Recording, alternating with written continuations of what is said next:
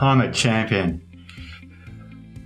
Oh, so welcome to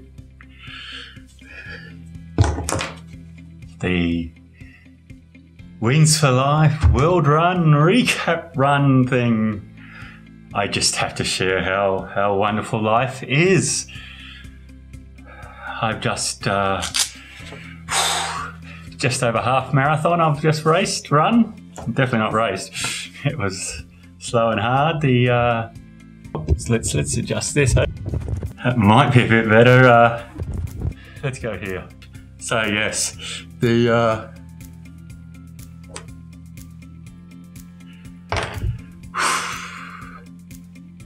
Wings for Life World Run is a run every year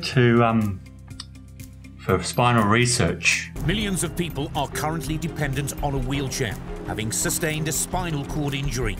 Since the creation of the Wings for Life Foundation that supports spinal cord injury research, there is now hope. The idea was born to create a worldwide running event to raise awareness and money for those who can't run. The Wings for Life World Run.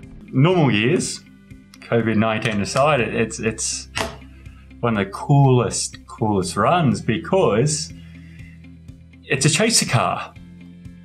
So at the same time, all around the world, and so let's say last year there were 30 cities, I think, in the world, and a lot of other people doing it on the app last year. Now this year, everybody's on the app. For example, I'm in Melbourne at 9 p.m, but Europe was middle of the day. Americas was starting in the early morning, and everybody goes off and they do what they can do. So the elite levels, they're running, or wheelchair. The wheelchair went a few years going over 90 Ks. The runners are heading 70 plus Ks, but it's different places of the world. They're actually racing. 3 women left. It's going to be another incredibly close finish in the women's race, with Vera Nunes in Munich, Sustic in Switzerland, Nergalieva drawing away from her sister. And I mean, you can look up the YouTube from last year before, and it's wonderful. It's a 6-hour, video race highlights. It's compelling. It's worth, you can enjoy those whole 6 hours but yeah, because you've got people where 1 kilometre is a massive achievement, but then in different countries, different time zones, different conditions, terrain, weather, day and night, people are actually racing each other. Well, they're really racing themselves and the chaser car. So as I said, time, start the world, bang, everybody goes, and then half an hour later, the chaser car starts at it's something like 12, 13 kilometres an hour, and every half hour it picks up in speed. We're along the freeway, so they've closed down the freeway, and 3,000 other people just start running. You're going, and it's in the night, and you've got you got your lamp on your head, and you've got all the same T-shirt. This is from 2 years ago. I can show the back. I love this one. The night time, and it's the dark freeway, which normally doesn't have lights, lots of lights, because there's no cars on it as well. And just got these running up and down the road. Oh, it's the coolest thing to see. It makes the Melbourne one very special. Although we don't get to, you see the European ones, and it's a Sunday, mid-morning, lunchtime run where people are enjoying very different together. Whereas the Melbourne one, there's always an element of isolation, as the word of the day, but just the people around you, because you can't see anybody else and know. And again, for me, so often you feel the terrain, it's all tarmac, but you feel the changes in the elevations at times more than, or use the horizon, some lights on the horizon. This little one had an accident 7 months ago, so just having a crack.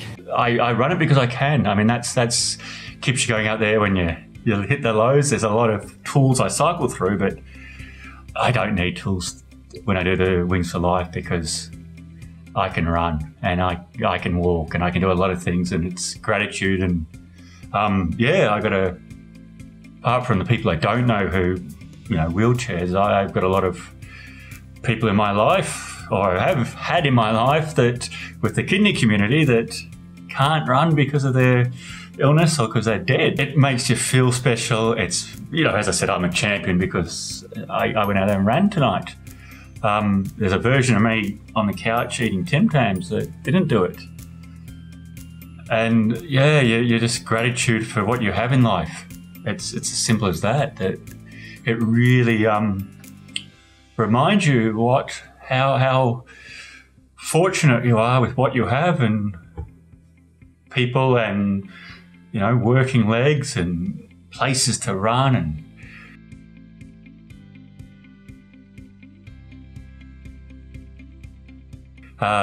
the mental fortitude, the ability to push, to run beyond what you thought would be possible, or the first hurdle, the second hurdle, when parts of your body's telling you to stop. And and I'll be honest, after I don't know, once I hit the beach road, yeah, I was in the zone, having the time of my life. Well, not the time of my life, but I was having a great time running up by myself up the beach road into the wind. It's the same route, and it was dead. Like nobody there, very few cars going the road, and it's what you run the marathon. The Melbourne Marathon goes up that. I was usually on the road, but I was on the side of the road, and it was sort of that connection. It was wonderful. Just wanted to capture this moment of awesomeness and happiness and gratitude, and really hoping you can push on beyond what you think is possible today, and understand that your limits are all self-imposed, that you can go beyond what you think should be possible, what seems normal for your capabilities, what you have been told or you've told yourself your whole life. A lot of things where